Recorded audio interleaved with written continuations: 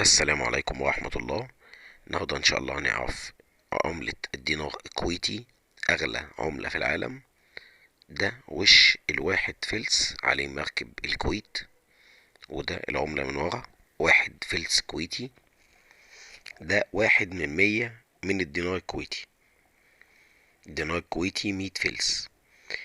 دي الظهر بتاع الخمسة فلس، عليها مركب شعار دولة الكويت، وادي الوش 5 فلس كويتي. بعد كده الورقة أو العملة المعدنية الأكبر، 10 فلس كويتي، لونها ذهبي أو نحاسي. ده شكلها من الظهر. بعد كده نفس الكلام، شكلها من الوش ذهبي، عليها شعار دولة الكويت، إصدار 2010. بعد كده العملة المعدنية 20 فلس كويتي،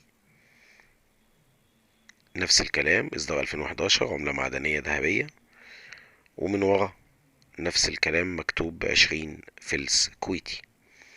بعد كده 50 فلس كويتي أو نص دينار، 50 فلس كويتي، ده شكلها من الظهر.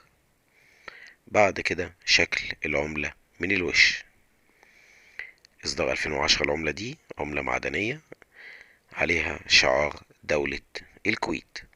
بعد كده الورق النقدي الكويتي. أول حاجة في الورق الربع دينار، ورقة ربع دينار، ورقة ملونة مكتوب عليها كوارتر دينار اهي، سنترال بانك اوف كويت. بعد كده الوش العربي ربع دينار، ومن فوق البنك الكويت المركزي.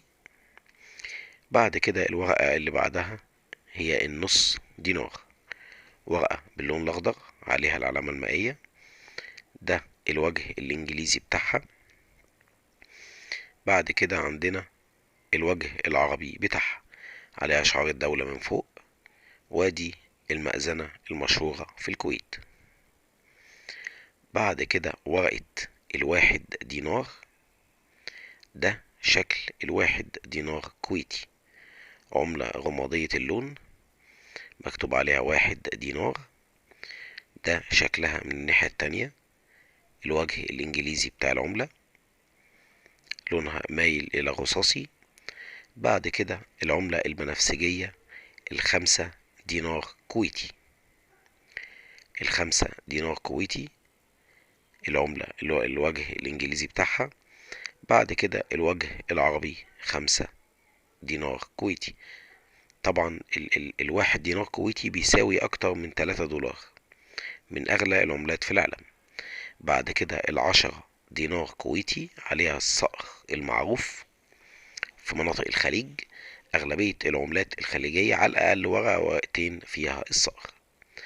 بعد كده 10 دينار كويتي الوجه العربي بتاع العملة.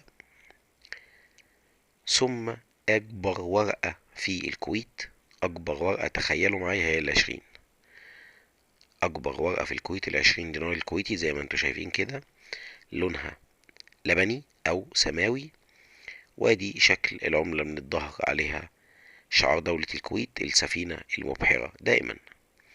بكده بنكون أوضحنا لحضراتكم الكود. شكرا ليكم.